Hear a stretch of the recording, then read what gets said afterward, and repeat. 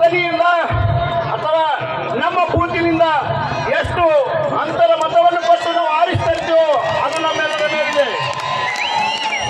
ಅದಕ್ಕಾಗಿ ನಮ್ಮ ದೇಶದ ಪ್ರಧಾನಿಗಳು ಅವತ್ತು 2014ರಲ್ಲಿ ಅವರು ಸಂಸತ್ತಿಗೆ ಹಣೆ ಮಾಡಿದು. ಆ ಸಂಸತ್ತಿನಲ್ಲಿ ಒಳಗಡೆ ಹೋಗಿ ನಮ್ಮ ಕಾರ್ಯ ಯೋಜನೆಗಳನ್ನು ಏನು ಕೊಟ್ಟರಪ್ಪ ಅಂತಂದ್ರೆ ಜನಧನ ಯೋಜನೆ ಅಂತಕ್ಕಂಥ ಯಾರು ನಿರ್ಗತಿಕರು ಬಡವರು ಜಾತಿ ಮತ ಪಂಥ ಅಲ್ಲಾರದೆ ಎಲ್ರಿಗೂ ಕೂಡ ಫ್ರೀ ಆಗಿ ಅಕೌಂಟ್ ಅನ್ನ ಓಪನ್ ಮಾಡಿಕೊಟ್ರು.